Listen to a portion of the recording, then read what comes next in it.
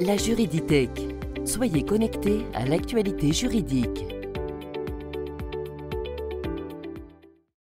Bonjour et bienvenue à l'édito de la semaine du 11 septembre 2023, l'essentiel de l'actualité juridique au Maroc et à l'international. Voici les grands titres de cet édito. Création du Fonds spécial de gestion des effets de tremblement de terre. Crowdfunding 10 circulaires du Wali du BAM et de la MMC entre en vigueur. Safi El Jadida, fixation du prix de vente de l'eau potable provenant du dessalement de l'eau de mer. Une nouvelle loi régit l'Institut supérieur de la magistrature. Le dispositif légal des organismes de placement collectif en capital amélioré. Et enfin, l'approbation par le Royaume du Maroc d'une série de conventions internationales. Commençons cet édito par le Fonds spécial de gestion des effets de tremblement de terre qu'a connu le Royaume du Maroc. Créé par le décret numéro 223-811 du 11 septembre 2023, il vise à prendre des mesures urgentes au profit des populations et des zones touchées par le séisme qu'a connu le Royaume. Ce compte, qui permettra de recevoir les contributions volontaires de solidarité des citoyens et des organismes privés et publics, sera destiné principalement à financer les dépenses relatives au programme d'urgence pour la réhabilitation et l'appui des efforts de reconstruction des maisons détruites au niveau des zones sinistrées, et c'est destiné à la prise en charge des personnes en situation difficile, notamment les orphelins et les personnes vulnérables. Entre en vigueur à compter du 31 août 2023, date de publication du bulletin officiel numéro 7226, les circulaires du Wali de Banque El Maghreb et la circulaire de l'autorité marocaine du marché des capitaux relative à la mise en application de quelques dispositions de la loi numéro 15-18 relative au financement collaboratif. Sur un autre registre, l'arrêté de la ministre de l'économie et des finances numéro 2256-23 du 31 août 2023 vient de fixer le prix de vente de l'eau potable produite par la société OCP Greenwater à travers le dessalement de l'eau de mer aux agences autonomes de distribution de l'eau et de l'électricité de Safi et Al Jadida à 5,80 dirhams hors taxe sur la valeur ajoutée le mètre cube.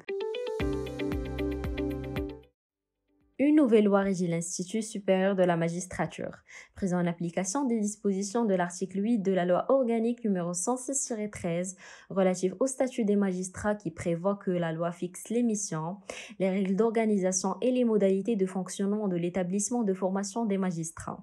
Le Daher numéro 1-2360 du 10 août 2023 portant promulgation de la loi numéro 37-22 relative à l'Institut supérieur de la magistrature vient d'être publié au bulletin officiel numéro 7228 du 7 septembre 2023. En abrogeant la loi numéro 9-1, vise à doter l'Institut supérieur de la magistrature d'un statut de personne de droit public disposant d'une personnalité morale et d'une autonomie financière, en définissant ses missions en matière de formation au profit des auxiliaires de justice et des catégories de professionnels et fonctionnaires dans le domaine judiciaire, ainsi que la formation spécialisée et continue au profit des magistrats, ou encore la formation dans le domaine de l'administration judiciaire et pour les magistrats de nationalité étrangère.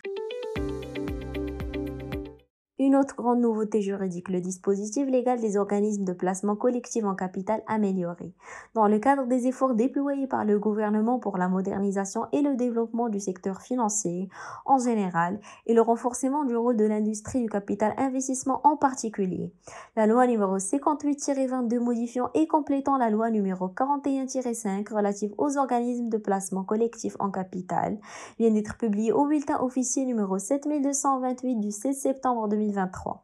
La présente loi modifie la procédure d'octroi de l'agrément et introduit en outre de nouvelles dispositions relatives à l'amélioration du fonctionnement des organismes de placement, notamment en ce qui concerne la clarification du processus de dissolution et de liquidation de ces organismes, la fixation des délais d'agrément des dits organismes et de leurs sociétés gestionnaires, ainsi que l'élargissement des cas de retrait d'agrément des sociétés gérées par l'autorité marocaine du marché des capitaux. Et pour finir cet édito, parlant du Royaume du Maroc qui vient d'approuver par le biais de Daher publié au bulletin officiel une série de conventions internationales. Il s'agit du Daher numéro 12363 du 10 août 2023 portant promulgation de la loi numéro 17-22 approuvant la convention de la Commission africaine de l'énergie adoptée à Lusaka en Zambie le 11 juillet 2001. Daher numéro 12364 du 10 août 2023 portant promulgation de la loi numéro 34-22 approuvant la constitution de la Commission africaine de l'aviation civile, adoptée à Dakar le 16 décembre 2009. Daher numéro 12365 du 10 août 2023 portant promulgation de la loi numéro 36-22 approuvant l'accord de siège entre le Royaume du Maroc et l'Agence universitaire de la francophonie relatif à la création d'un siège de l'Académie internationale de la francophonie scientifique au Maroc, signé à Rabat le 28 mai 2022.